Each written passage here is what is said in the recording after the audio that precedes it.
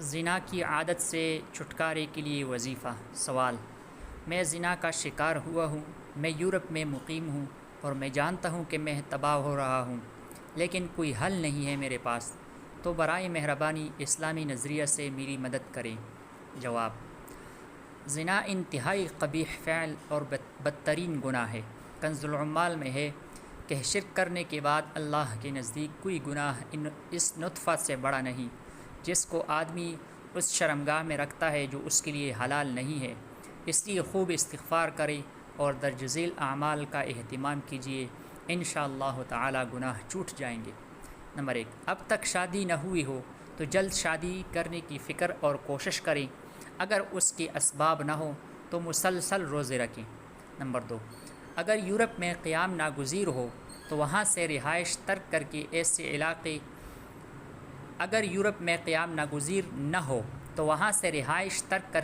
علاقے اور سوسائٹی میں رہائش اختیار کریں جہاں نیک مسلمان آباد ہوں۔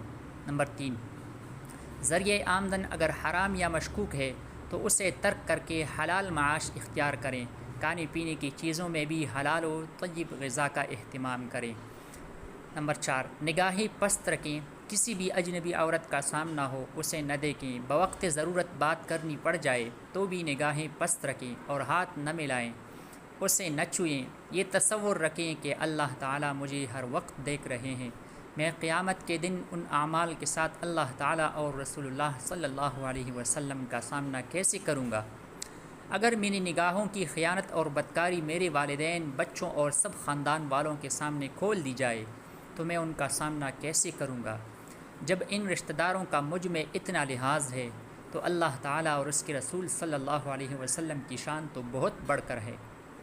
نمبر 5، نیک لوگوں کے ساتھ رہیں، بری صحبت اور ماحول سے بچیں، کسی متبع سنت بزرگ عالم سے اصلاحی تعلق قائم کر لیں، ان کی مجالس میں پابندی سے شرکت کریں۔ نمبر 6، ہر وقت پاکیزہ اور باوضو رہنے کا اہتمام کریں اور 5 وقت نماز باجماعت کی پابندی کریں۔ نمبر 7، کثرت سے اس دعا کو بالخصوص ہر نماز کے بعد پڑھنے کا اہتمام کریں، اللہم انی اسألک الہدی والتقی والعفاف والغنی۔ یہ بہت بہترین دعا ہے، اللہم انی اسألک الہدی والتقی والعفاف والغنی۔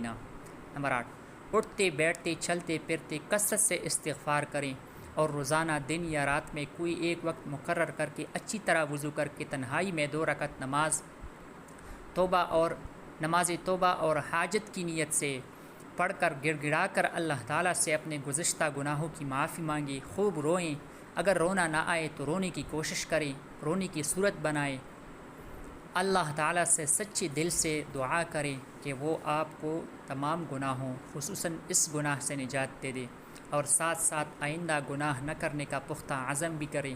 صبح و شام اور دیگر اوقات میں سید الاستغفار بھی پڑھا کریں۔ سید الاستغفار یہ ہے، اللہم انت ربی لا الہ الا انت خلقتنی وانا عبدک وانا علی عہدک ووعدک ما استطعت اعوذ بک من شر ما صنعت ابوء لک بنعمتک علی وابوء بذنبی فاغفر لی فانہ لا یغفر الذنوب الا انت۔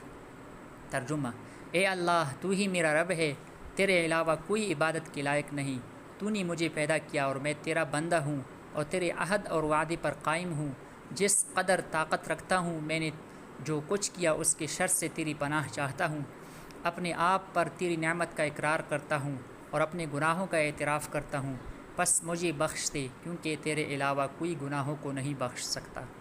واللہ تعالی اعلم۔